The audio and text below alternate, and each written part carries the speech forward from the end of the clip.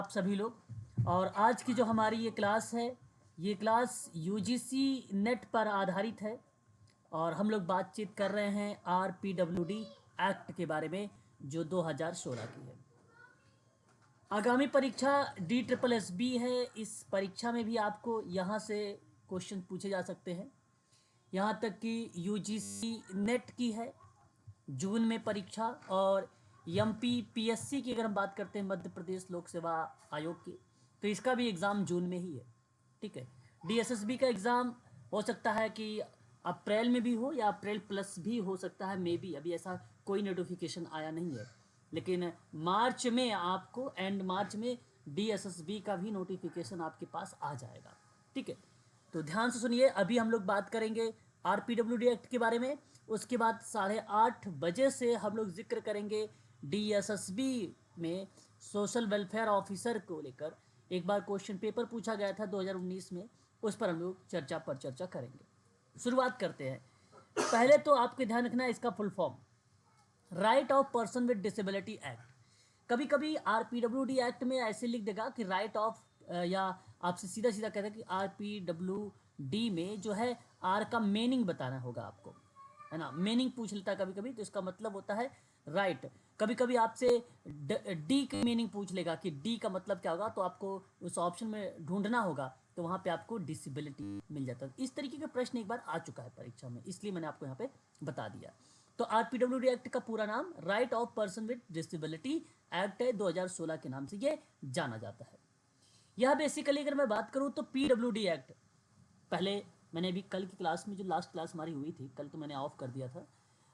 PWD की जो बताया था उसमें कि पीडब्ल्यूडी में कुल 7 टाइप की डिसेबिलिटी शामिल की गई थी, और यही पीडब्ल्यूडी 1995 के नाम से जानी जाती थी, क्योंकि 1995 में आई थी। इसी के स्थान पे आई है आरपीडब्ल्यूडी एक्ट। तो कहा गया है कि PWD person with disabilities act यानी अधिनियम 1995 की जगह आया है दिस एक्ट, रिप्लेस हुआ है, तो उसी को हम लोग बोलते हैं आरपीडब्ल्यूडी एक्ट। ठीक है, यह जो है रिप्लेक्स हो गया, एक प्रकार से बदल दिया गया इसका नाम। तीसरा इंपॉर्टेंट पॉइंट, 21 वर्ष बाद दिव्यांगजन के लिए एक नया और बेहतर कानून आया, आरपीडब्ल्यूडी एक्ट 1995। ठीक है, फिर वहीं आरपीडब्ल्यूडी एक्ट सामाजिक न्याय और अधिकारिता मंत्रालय के अंतर्गत आता है। परीक्षा में यह भी सवाल आ चुका है कि आरपीडब्ल्यूडी एक्ट 2016 किस मंत्रालय के अंतर्गत आता है, तो ध्यान दीजिएगा आप लोग, सामाजिक न्याय और अधिकारिता मंत्रालय। ये एक फैक्ट के रूप में आप लोगों के सामने मैं प्रस्तुत कर रहा हूं।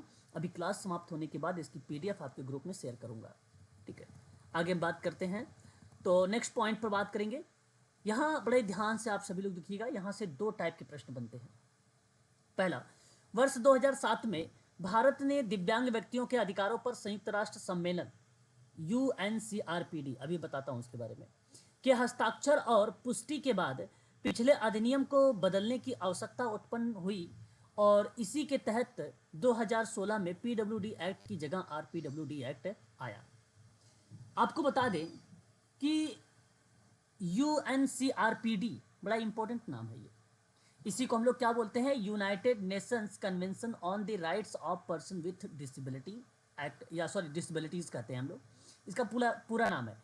तो कभी कभी यहाँ से एक क्वेश्चन इस तरीके से बनेगा कि UNCRPD का पूरा नाम बताइए, तो आपको बताना पड़ेगा United Nations convention on the rights of person with disabilities. ठीक है, ये बताना होगा। दूसरी बात आपको ये बतानी होगी कि ये UNCRPD ने हस्ताक्षर कब किया, दिव्यांग व्यक्तियों के अधिकारों को लेकर संयुक्त राष्ट्र सम्मेलन में हस्ताक्षर की पुष्टि कब की है, तो वर्ष 2007 आपको यहाँ पे जो है दर्शाना पड़ेगा। तो इसलिए ये तथ्य जरूर आप लोग ध्यान रखिएगा, काफी इंपॉर्टेंट है, इससे सवाल परीक्षाओं में पूछे गए हैं UNCRPD के अंतर्गत। ठीक है, तो मैं चाहूंगा कि आप लोग इसे जरूर ध्यान रखेंगे। United nation convention on rights of person with disabilities, इसके नाम से ये जाना जाता है। ठीक है, कब, तो 2006 जरूर आप लोग नाम याद रखेंगे सभी। क्लियर रहेगा, एक बार स्पष्ट करेंगे। इतना स्पष्ट करिए, मैं एक लाइन और बताऊंगा इसमें, प्लीज। मेरी आवाज अगर स्पष्ट है तो बार क्लियर करिए। जी सर, ओके, क्लियर है हाँ, एक चीज और ध्यान सुनिएगा बेसिकली जब दिव्यांग व्यक्तियों के अधिकारों पर संयुक्त राष्ट्र कन्वेंशन यूएनसीआरपीडी, दिव्यांग व्यक्तियों के अधिकारों पर कन्वेंशन जो है सीआरपीडी का एक अंतरराष्ट्रीय मानवाधिकार सम्मेलन है, ये है ना, याद रखिएगा आप सभी लोग, ये बेसिकली अंतरराष्ट्रीय मानवाधिकार सम्मेलन है जो दिव्यांग लोगों के मौलिक अधिकारों या मौलिक मानवाधिकारों को निर्धारित करता है। तो सवाल ये भी बनता है कि दिव्यांग व्यक्तियों के लिए अंतरराष्ट्रीय मानवाधिकार सम्मेलन में, ठीक है, दिव्यांग व्यक्तियों के मौलिक मानवाधिकारों को कौन निर्धारित करता है, तो भी आप बताएंगे यूएनसीआरपीडी। देखिए पॉइंट नंबर 6 क्या कहता है कि यह अधिनियम दिव्यांग यानी विकलांग को ही दिव्यांग कहा जाता है, दिव्यांग व्यक्तियों के अधिकारों पर संयुक्त राष्ट्र सम्मेलन यूएनसीआरपीडी के दायित्व को पूरा करता है। ठीक है, तो इसलिए मैं कहूंगा कि इस पॉइंट को भी आप अवश्य याद रखेंगे। ठीक है, भारत में ना दिव्यांग व्यक्तियों के अधिकारों पर संयुक्त राष्ट्र कन्वेंशन पर ना हस्ताक्षर करने के बाद यह 1 अक्टूबर 2007 को अपनी पुष्टि की थी। तो सवाल बनता है, इसलिए आप इसको ध्यान रखिएगा, 1 अक्टूबर 2007 को। ठीक है, ये डेट भी आप ध्यान रखेंगे। आगे बढ़ते हैं अगले पॉइंट पर। अब यहां से कुछ इंपॉर्टेंट और पॉइंट है, जैसे आरपीडब्ल्यूडी एक्ट का ड्राफ्ट बिल। सवाल बनता है कि ड्राफ्ट बिल आरपीडब्ल्यूडी एक्ट कब आए, तो आपको बताना होगा 2011 का। देखिए अब सोचिए 2016 में ये एक्ट बेसिकली जो है सही तरीके से लागू हुआ, लेकिन इसका ड्राफ्टिंग जो हुई थी वो 2011 में ही हो गया था। 2011 में ही ड्राफ्ट कर दिया गया था आरपीडब्ल्यूडी एक्ट पे। वहीं अगर हम बात करें तो 7 फरवरी 2014 को आरपीडब्ल्यूडी एक्ट विधेयक संसद में पेश किया गया था। विधेयक संसद में, तो विधेयक संसद में कब पेश हुआ आरपीडब्ल्यूडी एक्ट, तो डेट याद रखिएगा 7 फरवरी 2014 को, है ना। वहीं अगर हम बात करते हैं राज्यसभा में 14 दिसंबर 2016 को दिव्यांग व्यक्तियों के अधिकार विधेयक को पारित किया गया। तो विधेयक संसद में पेश हुआ 7 फरवरी 2014 को, और 14 दिसंबर 2016 की अगर बात करते तो ये राज्यसभा में दिव्यांग व्यक्तियों के अधिकार को लेकर विधेयक पारित किया गया था 2016 को, 14 दिसंबर को। 2 दिन बाद पहले राज्यसभा में आया, पहले तो विधेयक पास हुआ था फरवरी में, आप ये से समझ लीजिए 7 फरवरी 2014 को। ठीक है, उसके बाद राज्यसभा में आया 14 दिसंबर 2016 के, यानी 2 साल बाद।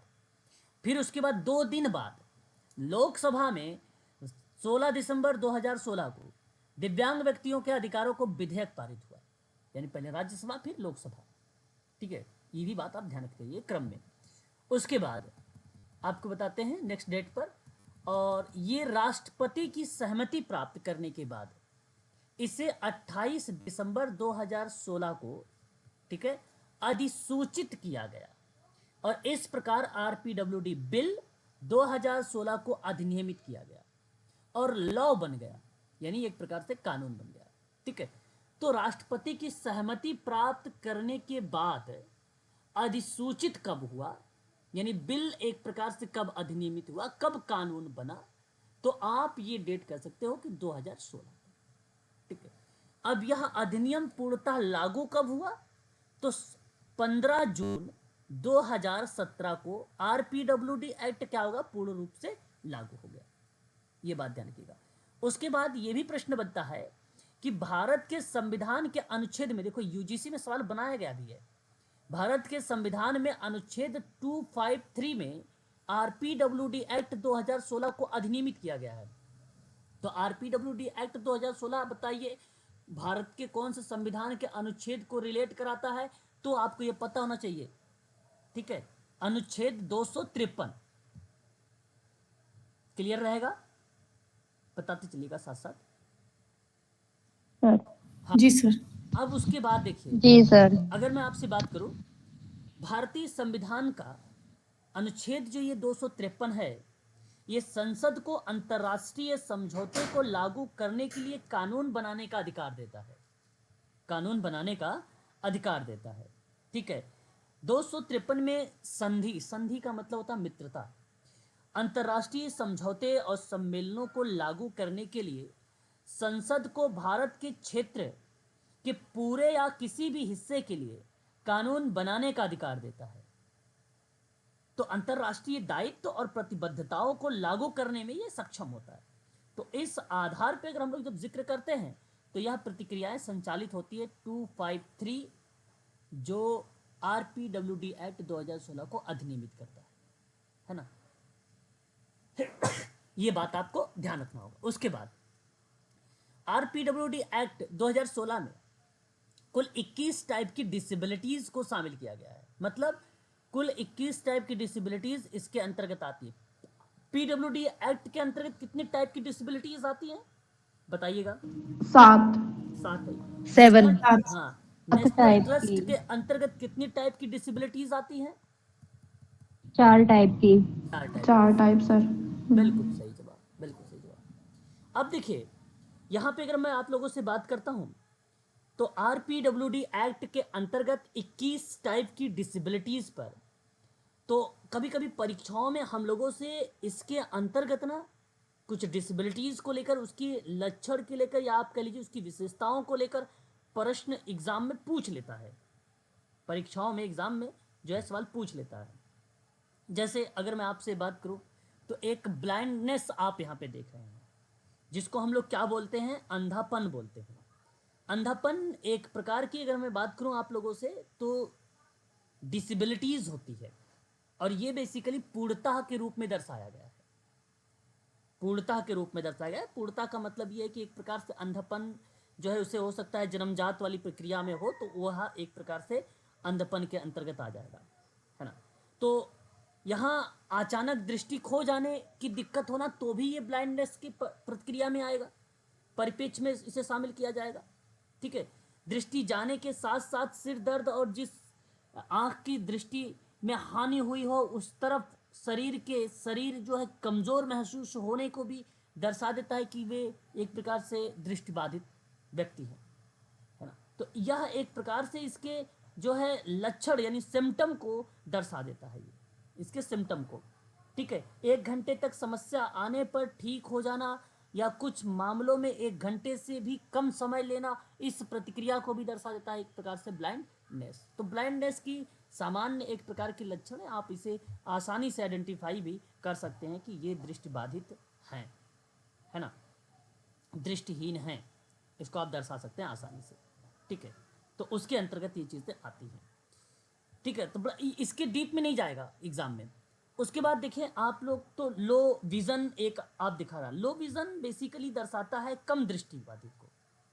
लो विजन की अगर हम बात करते हैं तो ये कम दृष्टिबाधित, जैसे कि अगर मैं कहूँ कि यदि साधारण चश्मा या कॉन्टैक्ट लेंस स्पष्ट दृष्टि प्रदान नहीं करता है तो कहा जा सकता है कि ये कम दृष्टिबाधित है ना। इसे जो है अंधेपन से भ्रमित नहीं किया जाना चाहिए, बट कम या लो विजन टाइप की एक प्रकार की डिसेबिलिटीज होती है ना। तो उस सर इसमें पार्सल ब्लाइंड पे आ जाएगा?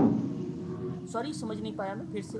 पार्सल ब्लाइंड सर, जो जिसको कम दिखता है, जैसे एक आंख से देख सकता है या फिर उस तरीके को बिल्कुल देखा जाए बिल्कुल तो। बिल्कुल बिल्कुल बिल्कुल आप कह सकते हो, नो डाउट, है ना। ऐसी कंडीशन में आप लो विजन को दर्शा सकते हो, लो विजन को दर्शा। अब अगर मान लीजिए किसी ओके सर। कम दिख रहा है ना। अब जैसे अगर मैं कहूँ 60 साल का वृद्ध व्यक्ति है कि नहीं, तो आपको पता है कि एज बढ़ने के साथ साथ आंख से कम दिखाई देना, कान से कम सुनाई देना, आप लोगों ने ऐसा लक्षण तो सुना ही सुना होगा। तो आप ये कहाँ रखोगे? ये लो विजन में रखोगे। कहाँ पे रखोगे? लो विजन में रखोगे। अच्छा है, एक कंडीशन और, जैसे रंगों की पहचान करने में बहुत बच्चों को दिक्कत होती है, प्रॉब्लम्स होती है। बच्चों के साथ साथ अगर मैं बात करूँ तो बड़ों में भी ऐसी प्रॉब्लम्स आ जाती है कलर को आइडेंटिफाई करने में। तो कलर को आइडेंटिफाई करने में अगर दिक्कतें आती तो भी आप लो विजन के ही अंतर्गत उन्हें दर्शा दोगे, है ना। लो विजन का आप लोगों में से अगर मैं आपको बता दूं, अगर आप लोगों ने ड्राइविंग लाइसेंस बनवाने जब जाते होंगे तो वहाँ पे कुछ पिक्चर बने होते हैं, उसको आइडेंटिफाई करवाया जाता है कि आप बताइए ये कौन सा पिक्चर है ना। वो एक डॉट डॉट के माध्यम से बनाया जाता है, डॉट डॉट के माध्यम से। क्या किसी ने इस तरीके का देखा है? यस सर, देखा है, जैसे हाँ अगर चश्मा बनवाने हाँ जाते हैं। तो अगर आप उसी की आइडेंटिफाई नहीं कर पाते हैं तो ऐसी कंडीशन पर भी उसे क्या कहा जाता है कि ये लो विजन का पार्ट है। देखो जैसे मैंने ये बनाया है 5, है ना, डॉट डॉट के माध्यम से। अब अगर यही व्यक्ति, सामान्य व्यक्ति इसको आइडेंटिफाई ना कर पाए तो इसको इस प्रकार से कहा जाएगा कि ये लो विजन से जो है प्रभावित है। ठीक है, तो ये एक प्रकार से ये सिम्टम है, ये एक लक्षण है आरपीडब्ल्यूडी के एक्ट के अंतर्गत। तो थोड़ा थोड़ा सी चीज़ों को समझ। सर एक सर जैसे जो बहुत सारे ऐसे बचपन से रहते हैं जो बाद में होते हैं, तो क्या उनको भी डिसेबिलिटी के दायरे में रखेंगे? जी जी बिल्कुल बिल्कुल, लो विजन के ही अंतर्गत उन्हें रखेंगे। लो विजन में तो भाई उसको कम दिखाई दे रहा हो ना, तो उसको लो विजन में रखेंगे। जो दृष्टिबाधित होते हैं वो बेसिकली पूर्णतः दृष्टिबाधित होते हैं, है ना, वो पूर्णतः रूप से दृष्टिबाधित, उनको बिल्कुल दिखाई नहीं देगा। अगर उनको कुछ थोड़ा बहुत दिखाई दे रहा है तो वो लो विजन की पार्ट में आएंगे सर, है ना, वो लो विजन के अंतर्गत नहीं सर, क्या कह रहे हैं बताइए। जी जी। ठीक है, शायद मेरी आवाज, आपकी आवाज शायद हम लोगों के पास नहीं आ पा रही है स्पष्ट। आप कुछ कहना चाह रहे हैं शायद। नेटवर्क प्रॉब्लम है मेरे इधर। हाँ, जी ओके, कोई बात नहीं। आप ग्रुप में मैसेज करिएगा, हम उस पर स्पष्टीकरण करेंगे। ठीक है, उस पर प्रकाश डालेंगे। आगे बात करते हैं लेप्रोक्सी कार्ब जो है पर्सन। देखिए ये बेसिकली कुष्ठ निवारण रोग है ना, कुष्ठ निवारण रोग है, इसे लेप्रोसी के नाम से भी जाना जाता है। बेसिकली अगर मैं बात करूं, हाथ पैर या उंगलियां विकृति हो जाना या टेढ़ापन का हो जाना, है ना, शरीर की अगर हम बात करते हैं तो एक प्रकार से त्वचा पर रंगहीन धब्बे पड़ जाना भी कहीं न कहीं लेप्रोसी शब्द को दर्शाता है, ये कुष्ठ रोग को दर्शाता है। हाथ या पैर या उंगलियां सुन्न हो जाने की प्रक्रिया में भी एक प्रकार से कुष्ठ रोग दर्शाता है ना। तो इसके बारे में भी मैंने थोड़ा बहुत आप लोगों से पढ़ाया भी है, कुष्ठ रोग दिवस के बारे में भी बताया आप लोगों को, थोड़ा बहुत कुष्ठ रोग के उपचार वगैरह के बारे में ट्रीटमेंट भी बताया है। ठीक है, तो ये चीज़ें इसके अंतर्गत आ जाती है। एक सर जी सर वो जैसे किसी किसी को जैसे रात में दिखता नहीं है और दिन में दिखता है, वो जिसे रात रोंद बोलते हैं, उसको क्या बोलते हैं?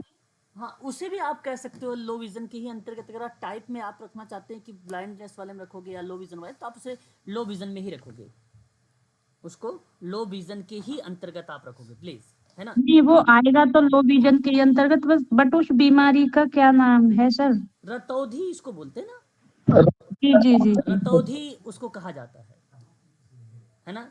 उसको क्या बोला जाता है, जिसे निक्टोलोप ओके सर। शब्द होता है, मैंने आपको पहले ही बता रखा है कि एक ऐसी स्थिति है जिसका अर्थ है कि आपकी आंखें कम रोशनी की स्थिति के अनुकूल नहीं हो पाती है, तो उस कंडीशन में भी कहीं ना कहीं रतौधी जो है शब्द रिलेट होता है। तो एक रात में अंधेरी रोशनी में ठीक से दिखाने में अगर असमर्थ होता है और रेटिना वहाँ एक गंभीर समस्या से जूझ रही होती है, तो उस प्रक्रिया में इसको हम लोग रतौधी का नाम देते हैं। नाइट ब्लाइंडनेस उसको कहते हैं इंग्लिश में, है ना। मैंने पढ़ाया भी था सर, लेकिन वो विटामिन बता रहा था जी। सर जी सर बताइए। वो कुछ दिनों के बाद तो वो ठीक हो जाता है, जैसे जिसको रतौंधी होती है तो कुछ दिनों बाद ठीक हो जाते हैं ऐसे व्यक्ति। हाँ तो क्या फिर ट्रीटमेंट, वो क्या लो, इसमें सब इसमें आ जाएंगे? हाँ ये लो विजन के अंतर्गत आएंगे, लो विजन के अंतर्गत आएंगे। वो हो सकता है आप ट्रीटमेंट करें तो आप वो ठीक हो जाएंगे, है ना, वो ठीक हो जाएंगे। लेकिन ब्लाइंडनेस जी जी तो वो ओके। ठीक होगा, है ना, वो तो ठीक हो जाएगा आपका, है ना। हाँ ब्लाइंडनेस में आप क्या कर सकते हो भाई, जैसे किसी की आंखें लगा उगा दिया जाता है ना, कुछ ये अलग कंडीशंस होती हैं, स्थिति अलग होती है, उनके आधार पर किया जाता है ना, ये उनके आधार पर वो सारी चीज़ें जो है की जाती है। ठीक है, ऐसा नहीं इस कंडीशन में ही आप इसको शामिल कर लें। उसके बाद देखिए एक हियरिंग इम्पेयरमेंट आता है। हियरिंग इम्पेयरमेंट का मतलब होता है एक प्रकार से श्रवण, है ना। हियरिंग इम्पेयरमेंट को हम लोग क्या बोलते हैं, श्रवण बाधित। तो आप अच्छे तरीके से आपको पता भी होना चाहिए श्रवण बाधिता के रूप में। क्या आप बता सकते हो श्रवण बाधित क्या होता है भाई? जो सामान्य रूप से सर सुनाई नहीं देता सुनने में ना कुछ। असमर्थ हो तो श्रवण बाधित जी ही कहा सर। जाता है। तो देखो यहाँ एक प्रकार से आपको बताऊं 60 डेसिबल, आपने एक नाम सुना होगा 60 डीबी के बारे में, है ना, 60 डीबी, है ना। देखो एक बार ये सवाल भी आया हुआ है कि इसको लिखा किस तरीके से जाता है डेसिबल को। स्मॉल में डी होता है, कैपिटल में बी होता है ना, ये बात ध्यान रखिएगा। तो मानक है ये सभी कि 60 डेसिबल या उससे अधिक डेसिबल पर सुनने की अगर क्षमता रखता है ना ऐसी कंडीशन पर, तो वहां पर हम ये प्रक्रिया दर्शा सकते हैं कि ये जो है श्रवण बाधित व्यक्ति है, श्रवण बाधित व्यक्ति है। तो डीबी वाली प्रक्रिया है, हल्के से लेकर गहरे तक किसी भी स्तर को सुनने की हानि होने वाले लोगों में या वर्णन करने के लिए किया जाता है, जिससे बहरे या कम सुनने के वाले जो लोग होते हैं वो भी इसी के अंतर्गत शामिल हो जाते हैं, इसी के अंतर्गत ये शामिल हो जाते हैं। उसके बाद अगर हम बात करते हैं तो एक आता है लोकोमोटो डिसेबिलिटीज़, और उम्मीद भी है और आप जानते भी होंगे लोकोमोटो डिसेबिलिटीज़ के बारे में। एक प्रकार से आप ये कह सकते हो कि चलन संबंधी कहीं ना कहीं एक प्रकार से ये विकृति है कि नहीं? किससे संबंधित है ये? प्लीज, चलन संबंधी मतलब हाथ या पैर अथवा दोनों की दिव्यांगता को दर्शा देगा। कहीं या तो हाथ दर्शा देगा या तो कहीं पैर को दर्शा देगा, या आप ये कह लीजिए कि लकवा को दर्शा सकता है, या हाथ या पैर का कट जाने को दर्शा सकता है। तो ये एक प्रकार से क्या दर्शा रहा है? लोकोमोटो डिसेबिलिटीज को दर्शाता है। आपने नाम सुना होगा डॉर्फिज्म शब्द के बारे में, बड़ा इंपॉर्टेंट शब्द, बहुत ही फेमस शब्द है ये, जिसको हम लोग बौनापन कहते हैं। बड़ा ध्यान से सुनिएगा, इससे सवाल एग्जाम में आ भी चुका है ना? तो ये बेसिकली क्या होता है? बौनापन एक ऐसा शब्द है जो व्यक्ति का कद जो है वयस्क होने पर भी छोटा रहता है। तो बेसिकली वयस्क होने पर कितना दर्शाया गया है? तो वो 4 फुट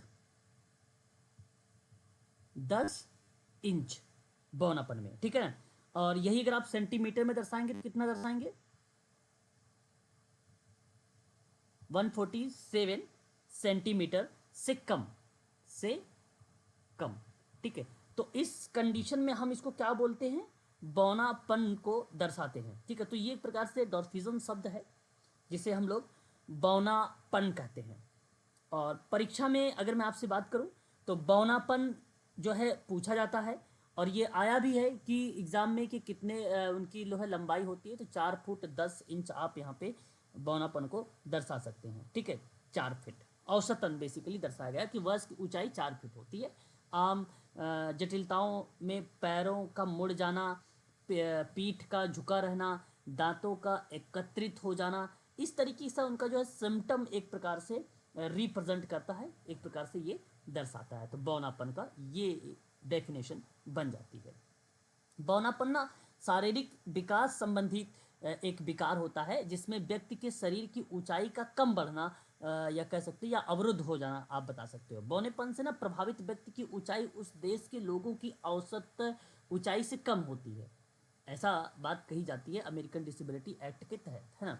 तो आरपीडब्ल्यूडी एक्ट ने भी ये बात शामिल कर दिया, कह दिया कि भाई कि 4 फीट 10 इंच या 147.32 सेंटीमीटर से अगर कम ऊंचाई है तो वो बौनापन के अंतर्गत आएगा। ये भारत का मानक है, ये जो मैंने यहाँ पे लिखा है ये भारत का मानक है, ठीक है। तो इस तरीके से आप दर्शाइएगा आप सभी लोग। और 4 फीट का मतलब 122 सेंटीमीटर हो जाएगा, ठीक है। तो इसके कई टाइप होते हैं, ऐसे नहीं कि एक ही यही टाइप होता है, कई टाइप। समानुपात एक होता है, ठीक है। समानुपात का मतलब होता है कि बौनेपन में ना पूरा शरीर अनुपातिक ढंग से छोटा होना, पूरा शरीर, ठीक है। और इसमें व्यक्ति के शरीर, हाथ और पैर सभी के वृद्धि के बराबर कमी को दर्शाता है। ये समानुपाती होता है। एक अनुपातहीन होता है, और बौनेपन में शरीर का अनुपात सामान्य नहीं होता है। तो प्रभावित व्यक्ति के शरीर में कुछ भाग औसतन ऊंचाई से होते हैं तो कुछ भाग औसतन में वृद्धि कम होती है। तो उस तरीके से दर्शाया गया कि ये अनुपात के रेशियो में आएगा, ठीक है। तो ये एक प्रकार की बीमारी या डिजीज के अंतर्गत आप डिसेबिलिटीज के अंतर्गत उसे शामिल अवश्य करेंगे। उसके बाद इंटेलेक्चुअल डिसेबिलिटीज का नाम आप लोगों से मैंने कई बार बताया, जिसको पहले कहा जाता था MR, इसको मेंटल रिटार्डेशन। अब इसको किस नाम से जाना जाता है? बौद्धिक अक्षमता के नाम से जाना जाता है कि नहीं? सर एक मिनट, ये लोकोमोटर डिसेबिलिटी का एक्सप्लेन कर देंगे वापस? चलन संबंधी लोकोमोटर डिसेबिलिटी किससे है? चलन संबंधी है। चलने में अगर किसी को परेशानी हो रही है, दिक्कत हो रही है, तो उस प्रक्रिया में हम लोग उसको बोल सकते हैं कि चलन संबंधी ये विकृति है, चलन संबंधी। सर ये जन्मजात होती है?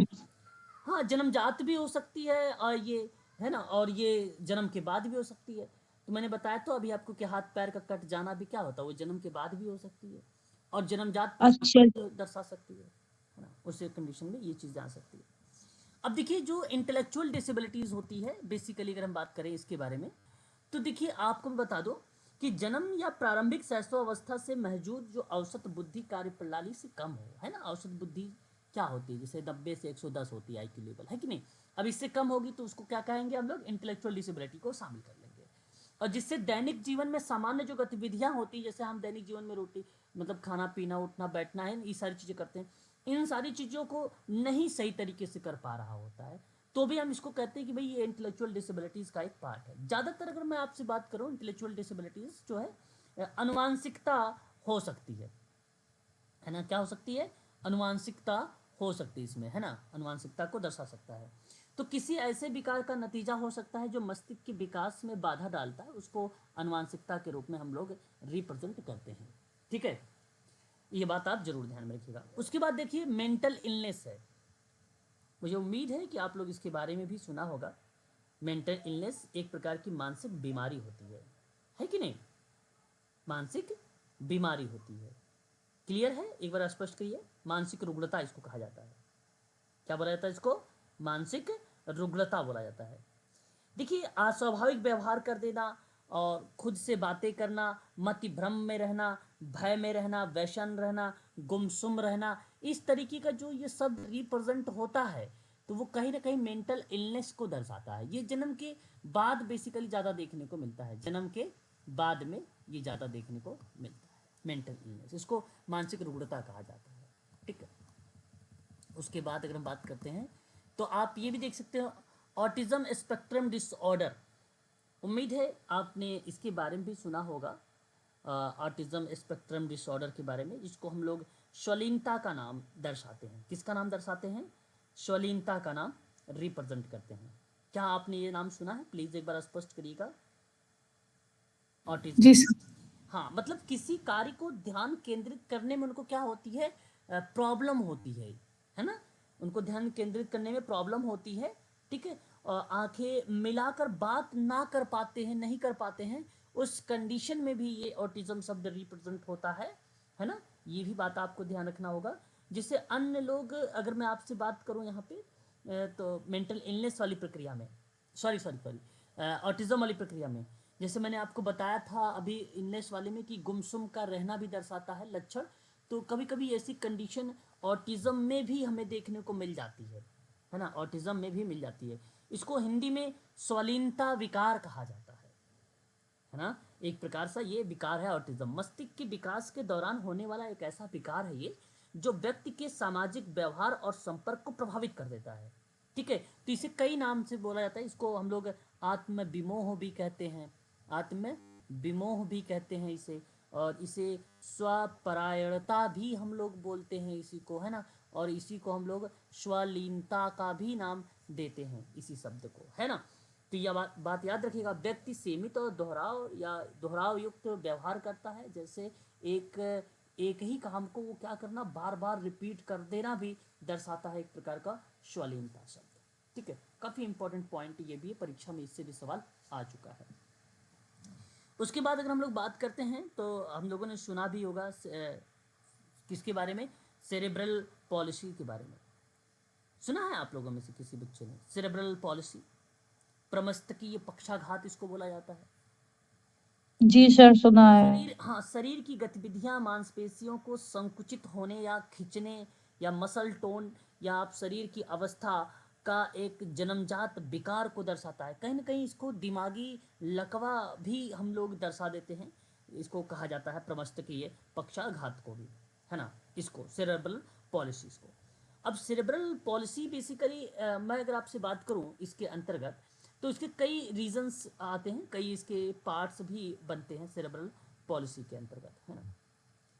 पार्ट कहने का भाव मेरा ये है सेरेब्रल पॉलिसी के अंतर्गत, जैसे व्यक्ति के अंदर जो है विभिन्न प्रकार की विकृति का हो जाना, ठीक है, हाथ पैर धड़ इत्यादि सही तरीके से काम ना करना, मांसपेशियों का कड़ा हो जाना। अच्छा, मांसपेशियाँ जब कड़ा होती है तो उस कंडीशन में उसको एक नाम से बोला जाता है, उसको बोला जाता है स्पास्टिसिटी कहा जाता है इसको।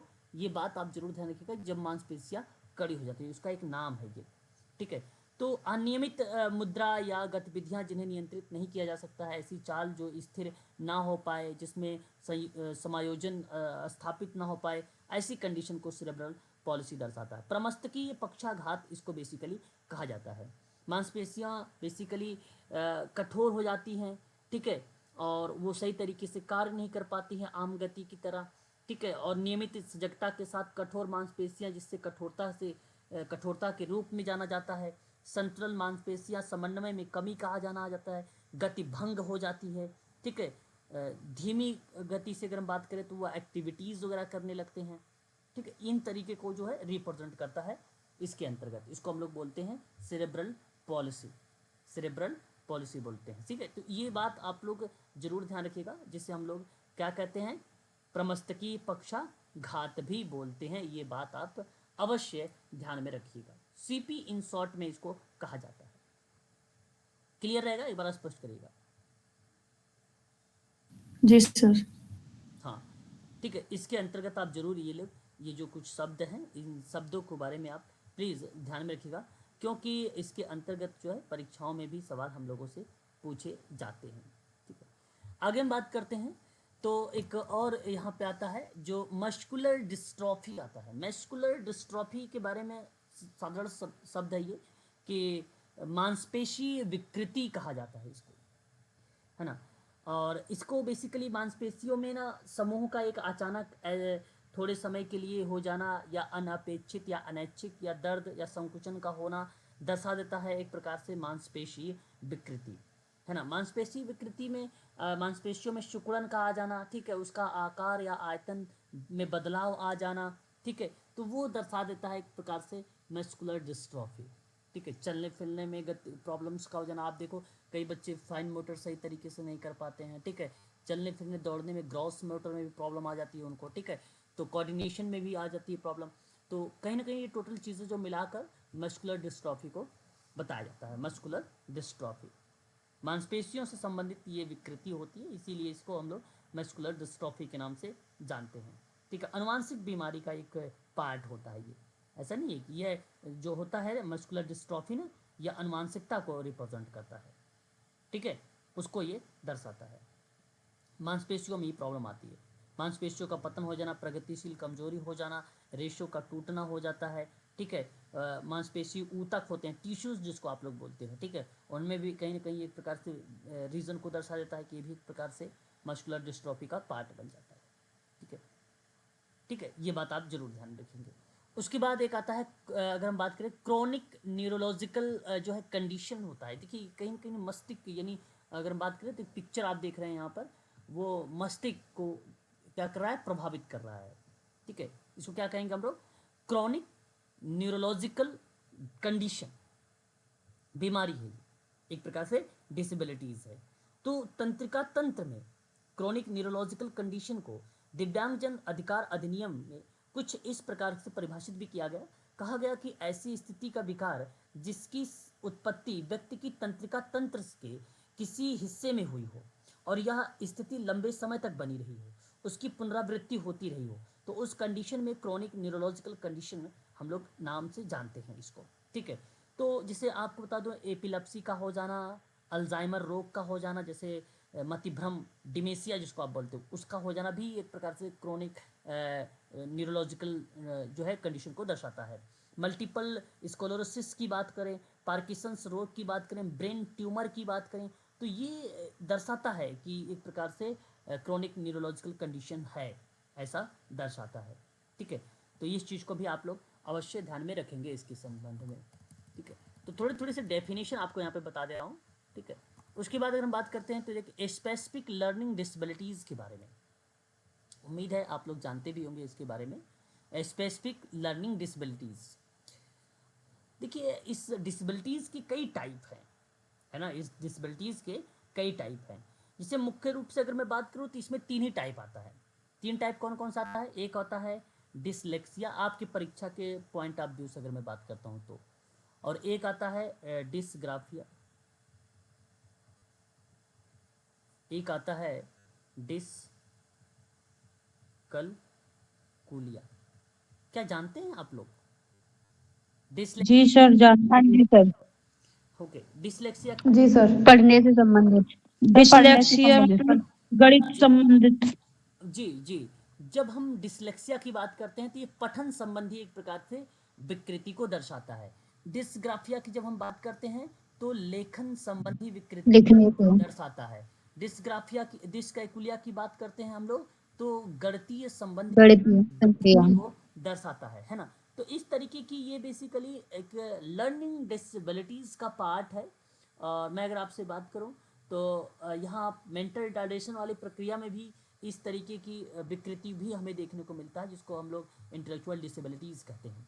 तो उसमें भी ये चीज़ें कुछ ना कुछ लक्षण जो है हमें देखने को मिल जाते हैं। तो इससे कई प्रकार के लक्षण है जो रिप्रेजेंट, अब आईडी का बच्चा है तो उसमें हो सकता है डिसलेक्सिया, डिसकैलकुलिया, डिसग्राफिया, है ना, डिफेजिया, कई टाइप हैं। बेसिकली ये मुख्यतः रूप से 3 है जो परीक्षा के दृष्टिकोण से इम्पॉर्टेंट है, ठीक है, इम्पोर्टेंट। डिसलेक्सिया में इस तरह के बच्चे जो होते हैं टीचर की पूरी तरह पर निर्भर रहते हैं और उनके याद करने की क्षमता काफ़ी कमज़ोर होती है। इसी स्थिति में ना ग्रसित बच्चा जो होता है पठन प्रक्रिया में बहुत वीक होता है, ठीक है। और डिस्ग्राफिया में लेखन संबंधित होता है, बच्चों को हैंडराइटिंग काफ़ी जो है खराब होती है, लेखन समय वाक्यों का जो है संरचनात्मक तरीके से प्रॉब्लम्स का आना, ठीक है। जैसे अगर आप कहो कि W लिखो तो M लिख देंगे, आप कहोगे कि 61 लिखो तो वो 16 लिख देंगे, ठीक है। इस तरीके की चीज़ें जो है डिस्ग्राफिया को दर्शाता है। डिस्कैलकुलिया की बात अगर हम करते हैं तो वहाँ पे बच्चे को गिनने में परेशानी होता है, छोटा बड़ा और अधिक कम, इस तरीके की चीज़ों को समझ में, अंडरस्टैंडिंग में भी प्रॉब्लम होती है, ठीक है। किसी संख्या को क्रम में दर्शाने के लिए आपको अगर मैं कहूँ एक असेंडिंग डिसेंडिंग ऑर्डर होता है, उस क्रम में दर्शाने में भी उनको क्या होती है, कन्फ्यूज़न होने लगती है। तो इस कंडीशन में भी ये स्पेसिफिक लर्निंग डिसेबिलिटी को दर्शाता है, ठीक है। सर डिस्प्रेजिया भी होता है ना? जी, कई लर्निंग की कई टाइप है, ठीक है। लर्निंग सर इसमें क्या होता है डिस्प्रेजिया में? डिस्फ्रेजिया भी अगर हम बात करते हैं तो डिस्फ्रेजिया, देखिए डिस्फ्रेजिया की अगर हम बात करते हैं तो ये भी एक प्रकार से ना याद करने की परिपेक्ष में दर्शाता है, किसी चीज़ को लंबे समय तक नहीं याद कर पाते हैं डिस्फ्रेजिया के अंतर्गत, है ना। तो ठीक है सर। इसके हाँ कई इसके जो है टाइप हैं, है ना, कई इसके डिस्प्रैक्सिया की अगर हम बात करते हैं तो मोटर स्केल के अंतर्गत आ जाता है ना, मोटर सर डिस्थीमिया भी होता है ना एक, जो टेंशन में रहता है वो चीज डिस्थीमिया। जिसको डिस्थीमिया देखो ये अलग टाइप की डिजीज है, ये अलग से आपको मिलेगा, ठीक है। इसके अंतर्गत नहीं आता है डिस्थीमिया, ठीक है। अलग अलग से जो है विकृति के पार्ट बनते हैं डिस्थीमिया का, ठीक है। और सर डिस्मोर्फिया। डिस्मोर्फिया भी अलग विकृति, ये इसके पार्ट नहीं है, ओके सर, ठीक है ये सर, इसके ओके। पार्ट नहीं है। डिस्मोर्फिया भी अलग जो है विकृति को दर्शाता है, ठीक है। इसके अंतर्गत जितनी भी चीज़ें होंगी ना विकृति वगैरह के बारे में, मैं आप लोगों को एक क्लास एक बार लूँगा तो मैं आपको सारी विकृति के बारे में आपको बता दूंगा। अगर जब DSSB का पेपर करवाऊंगा ना तो उसके अंतर्गत सारे क्वेश्चंस वहाँ पे सारी विकृतियाँ जितनी भी विकासात्मक समन्वय से कोऑर्डिनेट करती है उन सभी चीज़ों को मैं आप लोगों को वहाँ पे टाइप लिखवा दूंगा, ठीक है ना। चलिए, तो ये आपको इसके अंतर्गत ध्यान में रखना होगा। उसके बाद देखिए एक आता है मल्टीपल स्क्लेरोसिस के बारे में, उम्मीद है ये भी आप जानते होंगे मल्टीपल स्क्लेरोसिस। अब देखिए इसके अंतर्गत अगर मैं बात करूं आप लोगों से तो एक प्रकार से आप ये कह लीजिए कि बीमारी जिसमें प्रतिरक्षा प्रणाली नसों के सुरक्षा कवच को नष्ट कर देता है। क्या कर देता है? नसों का जो सुरक्षा कवच है वो नष्ट कर देता है। तो इस कंडीशन में हम लोग मल्टीपल स्क्लेरोसिस का नाम देते हैं। बेसिकली एक या अधिक अंगों में शून्यता को दर्शा देना या कमजोरी को आमतौर पर एक समय में ही रिप्रेजेंट कर देना। तो ऐसी कंडीशन पर जो है मल्टीपल स्क्लेरोसिस की भूमिका हमें देखने को मिल जाती है। रोग बेसिकली तंत्रिका तंतुओं को एक अस्थायी क्षति या गिरावट का कारण बना देती है ये। तो इसी को हम लोग क्या बोलते हैं? मल्टीपल जो है स्क्लेरोसिस। आपने नाम सुना है जैसे एक साधारण शब्दों में झुनझुनी का होना, जी सर। Sir yes sir. है ना। तो ये जो एक प्रकार से रीजन दर्शाने के तरीके से अगर आप देखो क्या होता है कि अगर आप एक तरफ पैर करके बैठ जाओ या एक तरफ हाथ करके बैठ जाओ तो वहाँ पे कहते हो ना आप लोग कि नशे का जो खून है वो रुक गया था, आप लोग अपने आम शब्दों में बोलते हो।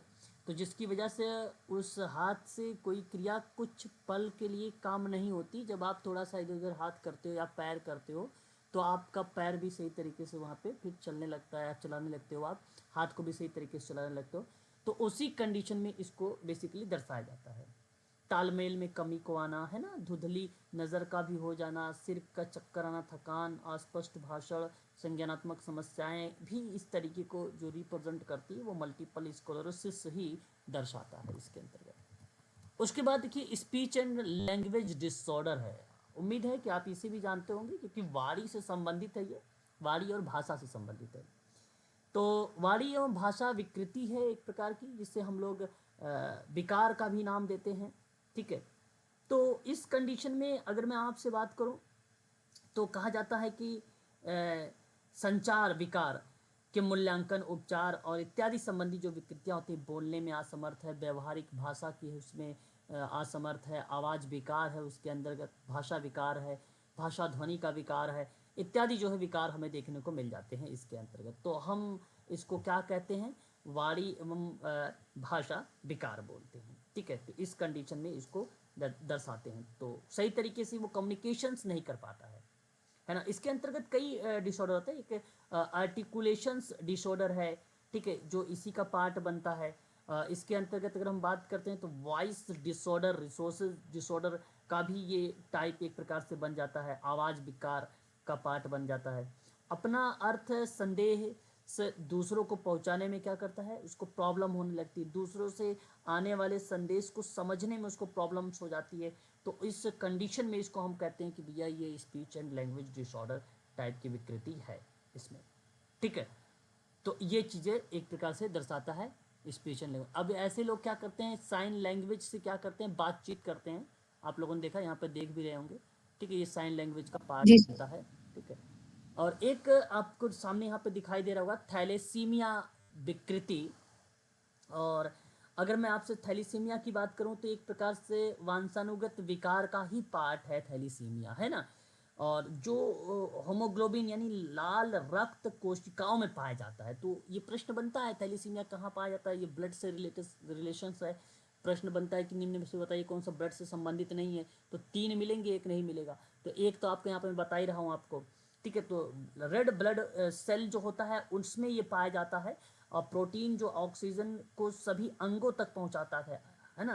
तो और बनाने वाले अमीनो एसिड की 4 श्रृंखलाओं में से एक का निर्माण करता है। और उस जगह पे असंतुलन होने की वजह को ही बेसिकली थैलीसीमिया का एक टाइप बन जाता है, ठीक है। तो ये दर्शाता थैलीसीमिया जो है ब्लड रिलेशन है। इस बात को आप जरूर ध्यान में रखेंगे क्योंकि ये भी हमारे लिए इम्पोर्टेंट होगा, थैलीसीमिया भी। क्लियर रहेगा थैलीसीमिया के बारे में। खून में होमोग्लोबिन की विकृति को दर्शाना, खून की मात्रा का कम हो जाना क्या दर्शाता है बताइए, खून की मात्रा का कम हो जाना थैलीसीमिया ही दर्शाता है, ठीक है। आगे बात करते हैं। तो उसके बाद देखिए एक होमोफीलिया, आपने नाम सुना होगा होमोफीलिया के बारे में, सुना है। देखिए ये चोट लगने पर अत्यधिक रक्त का स्राव हो जाना, अत्यधिक रक्त का स्राव हो जाना, चोट लगने पर रक्त का बहना बंद ही नहीं होता है। तो उस कंडीशन में हम इसे किस विकृति का नाम देते हैं बताइए एक बार, होमोफीलिया का नाम हम, होमोफीलिया। है ना। तो ये चीज़ ज़रूर ध्यान रखिएगा। और उसके बाद थैलीसीमिया खून की मात्रा को कम को दर्शा देना, वो आपका होगा, यानी 2 हो गए खून से। अब तीसरा देखिए सिकल सेल डिजीज़ के बारे में। सिकल सेल डिजीज़ देखिए ये भी खून की अत्यधिक कमी को दर्शाना, खून की अत्यधिक कमी को क्या कर देता है, दर्शाता है। तो उसको हम लोग सिकल सेल डिजीज़ कहते हैं। खून की कमी से शरीर के अंग या अवय मतलब ऑर्गन्स जो होते हैं वो खराब होने लग जाते हैं। तो उस कंडीशन में हम लोग इसको सिकल सेल्स का नाम देते हैं। तो 3 थे ऐसी डिजीज, याद रखिएगा आप सभी लोग, हीमोफीलिया और जहाँ पे रक्त का बहना बंद नहीं होता, एक थैलेसीमिया जहाँ खून की मात्रा कम यानी खून में हीमोग्लोबिन की विकृति को दर्शा देना, थैलेसीमिया सिकल सेल डिजीज जहाँ खून की अत्यधिक कमी को दर्शा देना, जहाँ खून की कमी से शरीर के अंग या अवयव क्या हो जाते हैं, धीरे धीरे खराब होने की कंडीशन में जाते हैं। तो उसको सिकल सेल डिजीज का हम लोग नाम देते हैं। उसके बाद मल्टीपल डिसेबिलिटीज, आप भली भांति तरीके से इससे रूबरू होंगे कि 2 या 2 से अधिक दिव्यांगता, 2 या 2 से अधिक दिव्यांगता को हम लोग क्या बोलते हैं, उसको मल्टीपल डिसेबिलिटीज का नाम देते हैं, है ना। और ऐसी कंडीशन में अगर देखिए, अगर मैं आपसे कहूँ कि श्रवण विकृति है प्लस में दृष्टि विकृति है तो दो हो गए, तो इस विकृति को आप क्या नाम दोगे? मल्टीपल डिसेबिलिटीज का आप लोग नाम दोगे, ठीक है ना। ये चीज़ आपको ध्यान रखना होगा। क्लियर रहेगा? एक बार स्पष्ट करिएगा। जी सर। जी सर। हाँ, उसके बाद अगर हम लोग बात करते हैं तो आप देख सकते हो कि एसिड अटैक अगर विक्टिम की बात करते हैं हम लोग, तो बेसिकली क्या है, ये शरीर के अंग हाथ पैर आँख इत्यादि तेजाब हमले की वजह से अगर असामान्य या प्रभावित हुई है तो उस कंडीशन में इसे कहाँ पे रखा जाएगा? आरपीडब्ल्यूडी एक्ट के अंतर्गत डिसेबिलिटीज के अंतर्गत इसे रखा जाएगा। फिर से सुनिएगा, शरीर के अंग हाथ पैर आँख आदि जो भी तेजाब के हमले की वजह से अगर असामान्य हुआ है, प्रभावित हुआ है, तो उस कंडीशन में उसे एसिड अटैक विक्टिम के नाम से जाना जाता है, ठीक है। ये चीज़ें आपको ध्यान में रखनी होगी। उसके बाद एक डिसेबिलिटीज और आता है और वो है 21 नंबर की, जिसको हम लोग बोलते हैं पार्किंसंस रोग कहते हैं। उम्मीद है कि पार्किंसंस डिजीज के बारे में भी आप लोगों ने सुना होगा। हाथ पैर की मांसपेशियां जो होती है उसमें जकड़न आ जाती है, हाथ पैर की जो मांसपेशियां होती हैं उसमें क्या आ जाती है? जकड़न आ जाती है। ऐसी कंडीशन पे इसे हम लोग पार्किंसंस रोग कहते हैं। तंत्रिका तंत्र प्रणाली जो है संबंधित कठिनाई हो जाती है, तंत्रिका तंत्र संबंधी क्या होने लगती है? यहाँ पे कठिनाई होने लगती है। तो ऐसी कंडीशन पर भी हम लोग क्या इसको बोलते हैं? सिकल सेल पार्किंसंस रोग का नाम देते हैं, ठीक है। ये बात जरूर आप ध्यान रखिएगा। उम्मीद करता हूँ कि 21 टाइप की जो डिसेबिलिटीज अभी मैंने आपको बताया है थोड़ी सी, वो आपको समझ में आ गई होगी। एक बार स्पष्ट करिए। जी सर। जी सर। चलो, बहुत अच्छा है, बहुत बढ़िया है। अगर आपने इसको सही तरीके से देख लिया है तो आप पूछ सकते। अगर यहाँ पे किसी भी 21 टाइप की डिसेबिलिटीज़ में किसी भी स्टूडेंट को कोई प्रॉब्लम्स है तो अभी आप हमसे पूछ सकते हैं। आपको समय मैं दे देता हूँ, कुछ समय के लिए बताइए। अगर कहीं पे कोई डिसेबिलिटीज़ वगैरह के बारे में पूछना चाहते हैं आप पूछ सकते हैं। फिर भी मैं आपसे बताऊँ कि इतना डीप में नहीं जाने की ज़रूरत है आप लोगों की, चाहे वो DSSB का हो चाहे वो आपका UGC नेट का हो। बट सर क्वेश्चन अगर आएगा तो इन डिजीज का नाम आएगा और ऑप्शन आएगा। हाँ, इनमें से देखो मैं बताऊँ, क्वेश्चन केवल अगर अभी तक बनाया गया है ना, तो मैं आपको बता दूं कि एक क्वेश्चन बनाया गया था कि निम्न में से बताइए ब्लड से रिलेशन कौन सा डिसेबिलिटीज नहीं है, ये बनाया। आपसे ये पूछ सकता है कि निम्न में से बताइए कि RPWD डिसेबिलिटी, ये भी बता सकता है, आपसे पूछ सकता है कि आप देखो अभी मैंने 7 टाइप की डिसेबिलिटीज आपको पढ़ाया है PWD में, ठीक है। तो उन डिसेबिलिटीज़ के नाम आपको पता होना चाहिए कि जो पूछ सकता है कि इस डिसेबिलिटीज़ को रखा गया है RPWD एक्ट में, वो डिसेबिलिटीज़ के नाम बताने होंगे आपको जब आपको पता सर ये होगा। 21 वाली दोबारा से रिप्लाई कर दीजिए। कौन सी? 21 वाली। 21 नाम बताओ। पार्किंसंस रोग, जी जी जी। देखिए वो तो मैंने आपको कहा कि हाथ पैर की जो मांसपेशियां होगी ना उसमें जकड़न हो जाती है, अकड़पन आ जाता है, उसमें टाइट हो जाती है ना, तो उसको आप पार्किंसंस रोग कह सकते हो। यहाँ तक कि वो पार्किंसंस रोग भी जो रिप्रेजेंट होता है वो तंत्रिका तंत्र को भी प्रभावित कर सकता है। ये उम्र पे डिपेंड नहीं करता है ना सर, जैसे बुजुर्गों के हो जाते हैं ऐसे तो नहीं है, सभी के हो सकती है बिल्कुल ना ये बिल्कुल वाली बिल्कुल बीमारी बिल्कुल तो। बिल्कुल बुजुर्गों के भी हो सकते हैं और सभी को भी हो सकते हैं। पार्किंसंस रोग बेसिकली ये नहीं दर्शाया गया है कि किसी एक व्यक्ति के ही अंतर्गत होगी या एक ही व्यक्ति के जैसे विटामिन डी की कमी अगर होगी, विटामिन डी की कमी होती है तो मस्तिष्क के विकास और उसकी गतिविधियों को बेहतर बनाने में मददगार करने में साबित नहीं हो पाएगी अगर विटामिन डी की कमी होगी तो। अगर विटामिन डी पूरा होगा तो उसकी हड्डियां वगैरह मजबूत रहेंगी, मांसपेशियां वगैरह भी मजबूत रहेंगी। कहीं ना कहीं ये जो दर्शाता है विटामिन डी की ही, क्योंकि दिमाग के उस हिस्से की बीमारी के कारण होता है जो गतिविधियों को समन्वित करने में सहायक होता है। तो हमारा मस्तिष्क के अंदर कई पार्ट हैं और कई क्रियाएं होती हैं, तो हमारा एक मस्तिष्क कहता है कि भाई हाथ उठाओ तो आप हाथ उठाते हो, है कि नहीं। तो वो मस्तिष्क के द्वारा संचालित होती हैं सारी चीज़ें, सारी क्रियाएं मस्तिष्क के द्वारा। अब वही चीज़ें जो है मस्तिष्क को भी प्रभावित कर देती है, तो जाहिर सी बात है वो चीज़ें अकड़न में आ जाती है। उसी को हम लोग पार्किंसंस डिजीज कहते हैं, PD इन शॉर्ट में इसको कहा जाता है ना। वर्तमान में ओके पार्किंसंस सर, रोग का ओके कोई सर। इलाज नहीं है, ये भी ध्यान रखें। कोई सोचोगा आप इलाज है पार्किंसंस रोग का, कोई इलाज नहीं है। कपकपी, कठोरता, मुद्रा संबंधी अस्थिरता का होना, ये पार्किंसंस रोग के ही लक्षण को दर्शाता है। मांसपेशियों में अकड़न का होना, धीमी गति से सभी क्रिया को करना, ये चीज़ों को पार्किंसंस रोग ही दर्शाता है, ठीक है।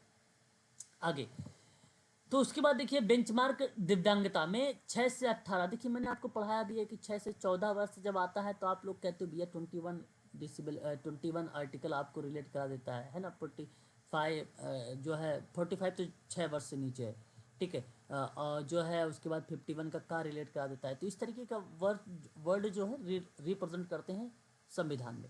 लेकिन जब आप 6 से 18 की बात करता है कि वर्ष के आयु के प्रत्येक बच्चों को मुक्त और अनिवार्य मुक्त शिक्षा का अधिकार हो, या आप निःशुल्क एवं अनिवार्य शिक्षा भी बोल सकते हो, ऐसी कंडीशन में भी आता है।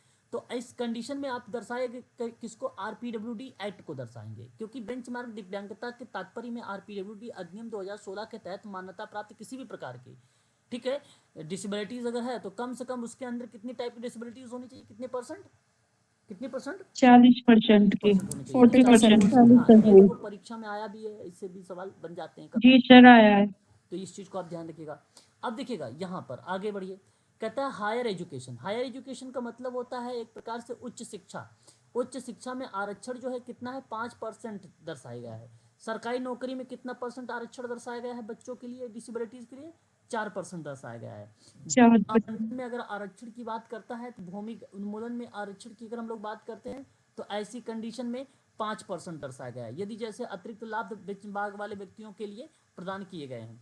तो मैं आप लोगों से कहूँगा कि ये बड़ा इंपॉर्टेंट है, 4% वाला जो सरकारी नौकरी वाला है, ठीक है। लेकिन अब एक बात और याद रखिएगा, अगर एमपीपीएससी के बच्चे ग्रुप में जुड़े हैं तो वह हायर एजुकेशन को लेकर आप ध्यान रखें, 5%, ठीक है, 5% इस कंडीशन में।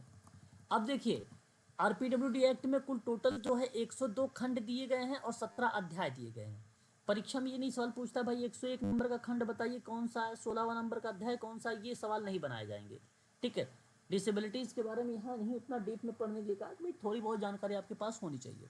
तो देखिए एक अध्याय है पहला जो है प्रारंभिक, और आप लोगों को मैंने पहले भी बता रखा है कि भैया उसमें संक्षिप्त नाम होता है, प्रारंभ होता है, परिभाषा होता है, ये सारी चीज़ें लिखी होती है। ये मैंने जब यूनिट नंबर 10 पढ़ा रहा था तो उसमें कई ऐसे आर्टिकल्स वो बता रहा था, एक्ट बता रहा था, उसमें मैंने पढ़ाया था। दूसरा जो है देख सकते हैं आप लोग, समानता और गैर भेदभाव की बात करते हैं तो ये दूसरा आपका आ जाता है। विकलांग महिलाओं और बच्चों के बारे में परिभाषित किया गया है, वो आपका धारा 4 आ जाता है। सामुदायिक जीवन में आपका 5 आ जाता है। क्रूरता और अमानवीय व्यवहार से संबंधित सुरक्षा की बात करते हैं, धारा 6 आ जाती है। दुरुपयोग और हिंसा और शोषण से सुरक्षा की बात करते हैं तो ये 7 आ जाता है। सुरक्षा और सुरक्षा की बात करते हैं तो वो 8 आ जाता है। घर और परिवार 9 आ जाता है। प्रजनन अधिकार 10 आ जाता है। मतदान में सुगमता 11 आ जाता है। न्याय तक पहुंच 12 आ जाता है। और कानूनी क्षमता आपका 13 आ जाता है। संरक्षकता का प्रावधान 14 है और समर्थन के लिए अधिकारों का पदनाम 15 है। तो ये इतना डीप में जानने की जरूरत नहीं, इसको आप छोड़िए, हटा दीजिए, इतना अंदर नहीं जाता है ना। और देखो चैप्टर जो 3 है वो एजुकेशन है। चैप्टर जो 4 है वो बेसिकली कौशल विकास और रोजगार दिया गया है, स्किल डेवलपमेंट एंड एम्प्लॉयमेंट दिया गया है यहाँ पे, ठीक है। इसी तरीके से कुल टोटल 16 अध्याय आपको मिलेंगे इस पीडीएफ में, ठीक है। तो मैं सीधा पीडीएफ के बाद लेके चल रहा हूँ 16वें अध्याय पे, ठीक है। उसके बाद देखिए ये 16 अध्याय आपके यहाँ पे फिनिश हो गया, ठीक है। तो ये चीज़ें हैं इसके अंतर्गत जो है दर्शाया गया है दिव्यांगता के बारे में, ठीक है। तो ये चीज़ें आप लोगों को ध्यान रखना होगा। बताओ एक बार यहाँ पर क्लियर करिएगा आप सभी लोग, क्या आप लोगों को ये चीज़ें समझ में आ गई है? जी सर। अच्छा चलो बढ़िया है। और इसको आप लोगों को भूलना भी नहीं है, ठीक है ना, पता चले आप लोग भूल। सर, इस क्लास का पीडीएफ सेंड कर दीजिएगा। हाँ श्योर श्योर श्योर, पीडीएफ तो मैं आप लोगों को ही सेंड करूँगा, है ना, आप निश्चिंत रहें, पीडीएफ मैं आप लोगों को शेयर करूँगा, ठीक है। तो ये बातें आपको इसके अंतर्गत ध्यान रखना होगा। दिव्यांगता के 4 मुख्य श्रेणियां दर्शाई गई हैं, और 4 मुख्य श्रेणियां कौन कौन सी हैं, जैसे अगर मैं आपसे बात करूं तो एक व्यवहारिक है, ठीक है, एक व्यवहारिक है, और दूसरा अगर हम बात करते हैं संवेदी क्षमता है, और तीसरा अगर हम बात करते हैं तो एक भौतिक है, चौथा अगर हम बात करते हैं तो विकास से संबंधित है ना। ये 4 टाइप की जो बताया है अभी मैंने आपको, ये दिव्यांगता के मुख्य श्रेणी के रूप में दर्शाया गया है, ठीक है। और अनुमान भी लगाया, मैंने कल पढ़ाया भी था आप लोगों को, 2.2 आबादी जो है दिव्यांग लोग हैं, ये मैंने आपको कल वाली क्लास में जिक्र किया था, है ना। कल जो लास्ट क्लास हमारी हुई थी उस पर मैंने आप लोगों से जिक्र किया था इसके बारे में। और RPWD सर 8:30 की क्लास है। हाँ, क्लास 8:30 बजे की है सर, 8:30 बजे क्लास है ना, 8:30 बजे की क्लास है, ठीक है। तो ये आपको इसके फिर ये अंतर्गत 4 नंबर पे क्या लिखा है आपने सर? विकास से संबंधित है, विकास। विकास से क्षमता से संबंधित है ना, विकास से क्षमता से संबंधित है, ठीक है। ये बात आपको इसके अंतर्गत ध्यान में रखनी होगी, ठीक है, याद रहेगा, एक बार स्पष्ट करिए। सर श्रेणी में क्या, ये संवेदी में क्या आ जाएगा इसमें, एक बार थोड़ा सा ब्रीफ करोगे? जैसे ये संवेदी, देखिए जो सेंसर से संबंधित है, जो सेंसर इम्पेयरमेंट डिसऑर्डर होते हैं, ठीक है, दर्शाता है। जहाँ बिहेवियरल और इमोशनल होता है वो बेसिकली व्यवहार को रिप्रेजेंट करेगा। सेंस हाँ जी सर। मतलब जैसे संवेदी, जैसे आँख, नाक, कितने ज्ञान इंद्रियाँ हमारी होती हैं? 5 होती हैं। 5। ज्ञान इंद्रियों में अगर कोई विकृति आता है तो इसी कंडीशन पे भी हम उसे तो दिव्यांगता का पार्ट दर्शा देंगे, फिजिकली तरीके से अगर होगा तो भी दर्शा देंगे, भौतिक बोलते हैं, ठीक है सर, ओके सर, से रिलेटेड ओके सर। तो भी दर्शा देंगे। जैसे बौनापन था ना, डिसेबिलिटी, तो वो भी उसी से संबंधित था, ठीक है। ये क्लियर रहेगा, एक बार स्पष्ट करिए। नहीं सर, संवेदी वाला जी समझ में सर। नहीं आया, दोबारा से बता दो। अरे भाई, कितनी तुम्हारी ज्ञान इंद्रियां हैं बताओ, पता है आपको? 5। कितनी? 5 है। अगर उसमें मान लीजिए कोई अगर विकृति है, अगर उसका काम नहीं हो, बहुत लोग आपने ऐसे लोगों को देखा है जहाँ उनको कोई गंध ही नहीं आती है, बहुत लोग ऐसे भी होते हैं, आपने सुना है ऐसे में? नहीं, ओके सर, समझ। बहुत लोगों को क्या होता है ना कि उनको गंध ही महसूस नहीं होती, उसी बगल से चले जाएंगे, उनको सुगंध ही महसूस नहीं होती है, इस तरीके के शब्द जो है दर्शाता है। तो उसमें अगर ठीक है। विकृति हो जाती है, उसमें कोई प्रॉब्लम्स आ जाती, तो उन कंडीशन में इसको कहा जाता है, ठीक है, इसको क्या बोला जाता है? इसको कहा जाता है कि यह एक प्रकार की विकृति है ना। क्लियर रहेगा? सर ये जो 4 पॉइंट आपने मैं लिखवाया है, ये किस डिसेबिलिटी में? चार्ट, ये मुख्य मैंने आपको श्रेणी बताया है, ओके सर। जो है मैंने आपको श्रेणी बताया है कि ये डिसेबिलिटी के श्रेणी है, ठीक है। हाँ जी सर। एक देखो सुगम भारत अभियान है, बेहतर आप समझ पाएंगे सुगम भारत अभियान, क्योंकि किसी के लिए सुलभ भौतिक वातावरण प्रदान करने के संबंध में इसको चलाया गया था, दिव्यांग व्यक्तियों के लिए। तो मैं यहाँ पे नोट करना चाहूँगा, सुगम, परीक्षा में आया हुआ सवाल है, भारत अभियान, ठीक है।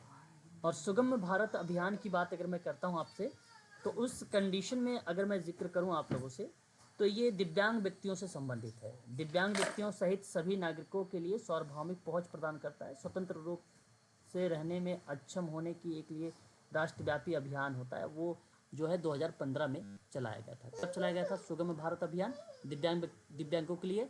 तो 2015 में। ये आपके लिए इम्पोर्टेंट है, ये परीक्षा में आ भी चुका है, ठीक है।